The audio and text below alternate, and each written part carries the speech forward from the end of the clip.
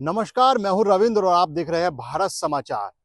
शामली विधायक प्रसन्न चौधरी लगातार अपने प्रत्याशी के लिए कैंपेनिंग कर रहे हैं और इनको हमने कैंपेनिंग करने के दौरान ही बीच रास्ते में रोककर एक खेत खलियान है, यहाँ पे इनका इंटरव्यू कर रहे हैं। विधायक जी, क्या लग रहा है आपको? शामली का कैसा माहौल है? कैरान लोकसभा सीट पर क्या होने जा रहा है?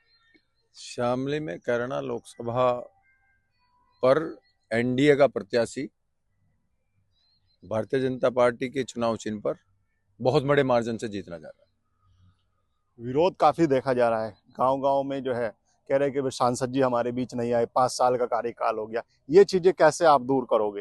है। ये पत्रकार हैं, कुछ ना कुछ तो नून मिर्च डाल लेंगे। कहाँ विरोध है रहा है? ये विरोध विरोध देख रहे हैं क्या? ये तो कुछ आदमी राजनीति से कर रहे हैं, 2-4 आदमी में।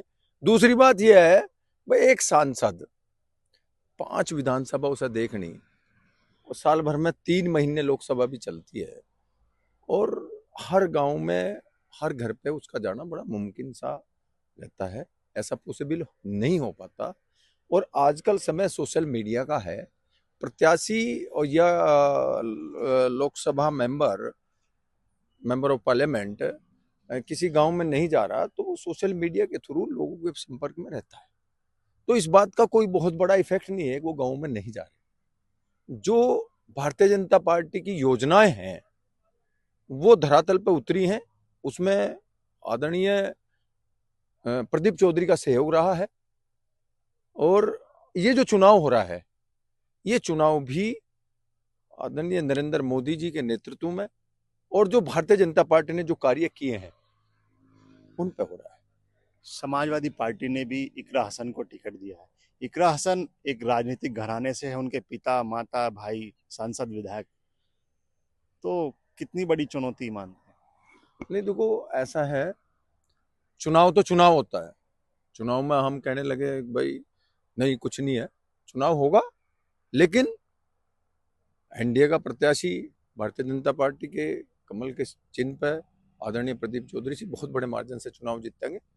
यहाँ विपक्ष कोई ज्यादा अहम भूमिका नहीं निभाएगा, क्योंकि ये जो गठबंधन हुआ है, राष्ट्रीय लोकदल की इसमें एंट्री हुई है गठबंधन में। और पश्चिम उत्तर प्रदेश खासकर गंदगी बेल्ट, ये राष्ट्रीय लोकदल के प्रभाव वाला क्षेत्र है। यहाँ स्वर्गीय चौधरी चरण सिंह जी के अनुयायी लोग हैं। यहाँ आदरणीय चौधरी जैन सिंह जी का काफ़ी अच्छा प्रभाव रहा है, क्योंकि वे एक जानदार शानदार व्यक्तित्व हैं। और इस क्षेत्र में यदि किसी को कोई घटना घटती है या किसी को चोट लगती है तो उसका दर्द और उस घटना का एहसास आदरणीय चौधरी जैन सिंह जी को होता है।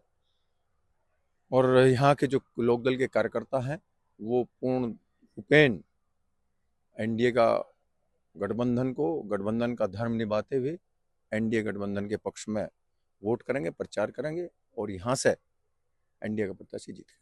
अच्छा, अभी तक आप लोग सत्ता के खिलाफ बोलते थे, अब सत्ता में हिस्सेदारी हो गई है, कैसे एकदम से बिहेवियर में, मतलब माहौल भी चेंज हो मैं, मैं कई बार अपनी बात कह चुका हूँ। ये बात ठीक है, क्वेश्चन बढ़िया है, बहुत बढ़िया सवाल है। मैंने कहा है कि हमने सत्ता में रह के, और जो एक जनप्रतिनिधि का फर्ज होता है, जो एक विपक्ष की पार्टी का फर्ज होता है, कि जो ज्वलंत मुद्दे हैं, जो जनता की मांग है, या ये कहिए जो सरकार की कमजोरियां हैं, जहां सरकार कमजोर है, उन बातों को हमने सदन में उठाया है। सड़क से लेकर सदन तक जनता की आवाज को बुलंद करा है, संघर्ष करा है, आलोचना करी है खूब सरकार की, जो मुद्दे जहां सरकार की कमजोरी थी। लेकिन अब हम सत्ता में आए हैं। एकदम बदल गई? नहीं, बदलने की वाली बात नहीं। स्ट्रेटेजी क्या है? हम विचारधारा चेंज नहीं कर रहे। हम अपनी विचारधारा को नहीं बदलेंगे। हमारी वही विचारधारा रहेगी जो स्वर्गीय चौधरी चरण सिंह जी की विचारधारा है। जो वो यहां भाईचारा स्थापित करके गए, हम उस भाईचारे को झुका तू रखेंगे। अब फर्क इतना होगा, वहां हम आलोचना कर रहे थे, यहां हम उन्हें संरक्षण देंगे। यहां हम किसानों की बात उठाएंगे सरकार के अंदर रह के, और दृढ़ता से किसानों के मांगों को सरकार से मंगवाने का प्रयास करेंगे, और जो जायज मांग होंगी, जो जायज काम होंगे, वो होंगे। अब हम किसी पर भी सोतेला व्यवहार नहीं होने देंगे। अब हम यदि कहीं हमारे युवा की कोई बात आएगी तो डट करके आदरणीय मुख्यमंत्री जी से बात करेंगे, सरकार से बात करेंगे। आप मान रहे कैराना लोकसभा सीट पर जो मुस्लिम मतदाता है वो भारतीय जनता पार्टी को वोट करेंगे? नहीं, बिल्कुल, जो गठबंधन के साथ है, राष्ट्रीय लोकदल के साथ है, वो वोट करेगा। एक भी हमारा वोट खराब नहीं जाएगा, गठबंधन के पक्ष में वोट करेगा।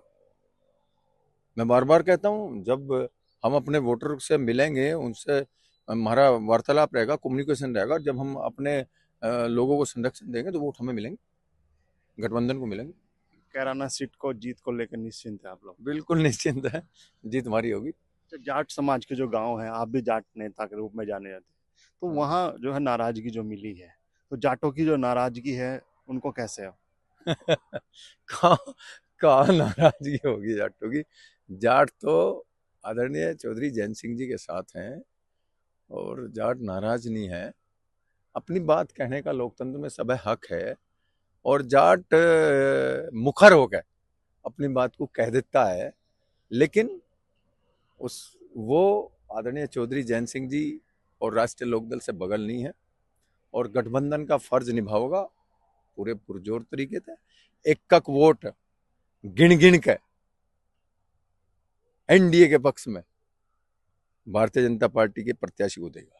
जैन जी ने भी कहा है कि हाँ, जाट तो मुझसे अक्सर नाराज रहते हैं, कुछ मैं उनकी मान लेता हूँ, कुछ वो मेरी मान लेते हैं। असल में तो रवि ने क्वेश्चन ही पुटो पे गलत कर दिया। देखो, मैं आपको बताऊं, हम ऐसी राजनीति नहीं करते या हमारी पार्टी ऐसी राजनीति नहीं करती जिसमें जातिवाद घुसता हो। यहाँ वसूलों की राजनीति है, यहाँ किसान की राजनीति है। राष्ट्रीय लोकदल किसानों की पार्टी है। किसानों के गन्ना भुगतान, बिजली का बिल तमाम। आदरणीय चौधरी जैन सिंह जी किसानों के नेता हैं, न कि वो किसी बिरादरी के नेता है। आपने देखा होगा अभी इसी चुनाव में और इस मतलब जब हम गठबंधन हुआ और हम सरकार में सम्मिलित हुए, एक ऐतिहासिक कदम आदरणीय चौधरी जैन सिंह जी ने एक एससी समाज के विधायक को कैबिनेट में मंत्रालय दिलाने का कार्य किया है। ये मिसाल है कि हम एक किसी विशेष जाति की पार्टी नहीं है, हम सब सर समाज की पार्टी है, किसान की पार्टी है, मजदूर की पार्टी है। ये एक वर्ग की पार्टी नहीं है। और भाई इस क्षेत्र की बात करने लगे, हाँ ठीक है, ये कैसे क्या किसानों में जाट ज्यादा है फिलहाल यहाँ देखने को है तो सभी, तो हमने किसानों की आवाज उठाई है, उन्हें हम नाराज कैसे करते हैं? नाराज कैसे हो जाएंगे? इकरा हसन जो सपा कैंडिडेट है, कितनी बड़ी चुनौती मान रही? चुनौती कुछ नहीं होती, चुनाव होता है, चुनाव होगा और चुनाव को हल्के में नहीं लेंगे हम, बड़ी जबरदस्त तरीके से और मेहनत से चुनाव लड़ेंगे, लड़ा जाएगा। तो बिल्कुल ये थे हमारे साथ शामली विधायक प्रसन्न चौधरी। उन्होंने कहा है कि हम चुनाव को हल्के में नहीं लेते, बहुत मेहनत के साथ जो है चुनाव को लड़ेंगे और चुनाव लड़ा जाएगा। शामली से कैमरा शोगी शालिम के साथ मैं रविंद्र सुलानिया, भारत।